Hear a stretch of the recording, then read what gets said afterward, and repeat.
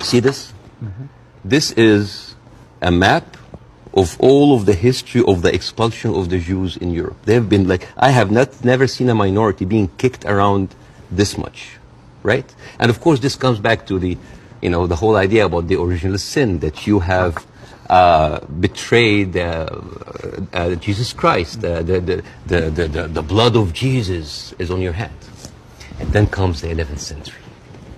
At that time, Jewish people were not allowed to own land. They were just peasants. Even some of the professions were not even allowed to participate in. But they were allowed to do one thing, usury, money lending, because it was prohibited by the Catholic Church to engage into that. So what happens when you work in money? You get richer, right?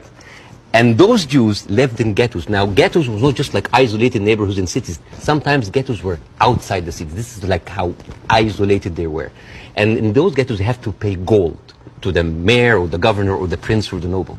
So they would see, you're getting richer. I need more taxes. So they pay tax. What happens when you have a business and they increase your rent? You increase your service, increase the taxes. So what happened? The Christians started to default. And suddenly, the image of the greedy Jew was created. Shylock, merchant of Venice. If it will feed nothing else, it will feed my revenge. Like never did I see a creature I can't remember that. Never did I saw like a creature that looked like a man so keen and greedy. Confound of a man. English. I messed it up. Anyways, but this was the image, greedy Jew, the greedy Jew. This was created because of their conditions. And it became worse in 1095, when Pope Urban II called for the first crusade to go and save the birth of Jesus from the unbelievers Muslim. And this crusade did not kill a single Muslim. You know how many people they killed? 2,000 Jews. Because it's like, wait, the non-believers are all over there. Why? So they went to it's called the Crusades of the Rhineland. So they went to the Jewish community because, hey, we own the money, so let's kill them better than paying them. And then came the plague. And then all of the things like, oh, they're killing babies, who would do that to a baby, And they accused them of poisoning the well. This was the kind of oppression that the Jewish people went through. Fast forward 19th century, there was like the Eastern Jew in Ukraine and Russia, and there was the Western Jews in Europe. Those people in the Eastern Jews had to immigrate because there were pogroms and they were like, kicked out.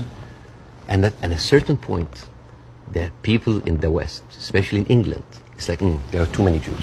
We need a solution. A solution for what? For the Jewish problem. So it's like we need to get rid of them. And you know what? Palestine was not even in the A list. Palestine was in the B list. Because England proposed 6,000 square miles in Uganda for the Jews, 1903. And the reason why Palestine was not on the list, that it was objected by a lot of rabbis that said, like, it's a promised land, but only when the Messiah comes. But there were other options, Argentina, South Africa, Uganda, Madagascar. And eventually, they said, all right, let's do Palestine. So they went to Palestine in 1914. There was 700,000 people living in Palestine, 3% were Jewish.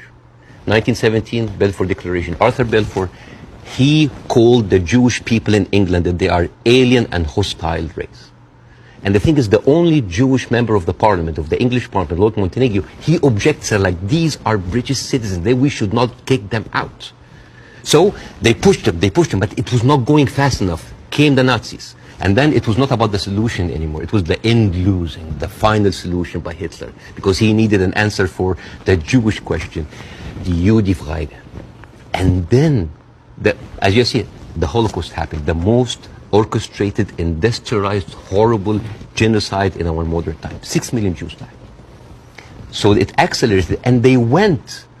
First of all, they left East Europe, and they went to West Europe, and they went to America, and they were turned down, and they were pushed towards Palestine. So, by 1948, right before the declaration of the State of Israel, there were 2 million people living there. Only 30% of them was Jews. So the whole idea of like a land without a people to a people without a land was a marketing thing. They were already Palestinians.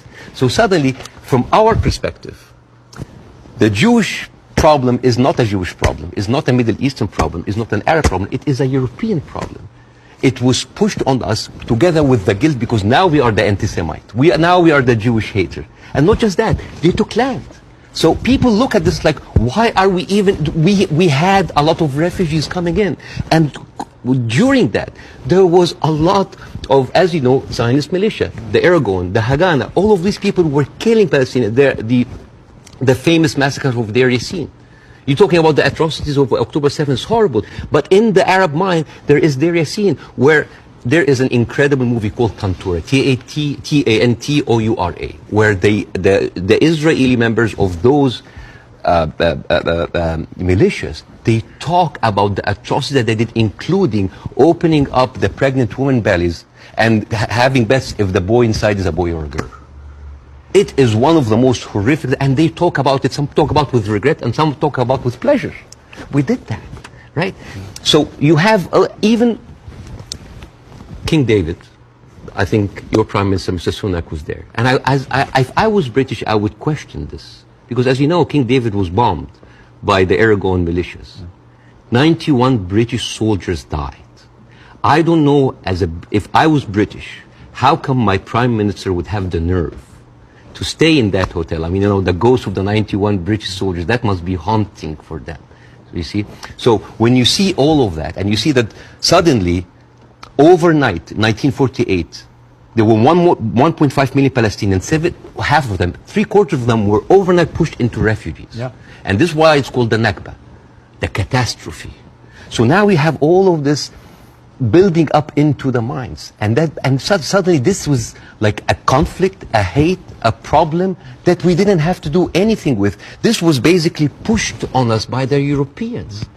You see? So this is why it is important to say that. And I'm not saying that, let's wipe out the state of Israel, let's like push them in the sea. No, but it's important when you talk about the conflict, that you talk about the root causes.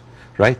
No, there was like a vibrant Palestinian culture happening over there. And right now they are erasing this culture. Suddenly I'm thinking of like Israeli feta cheese, Israeli hummus. Oh, that's an insult. Israeli hummus. Come on. I mean, take the land, but leave the hummus, man. I mean, come on. I mean, that's not fair. You are someone who's always spoken against cancel culture. Right now, a whole culture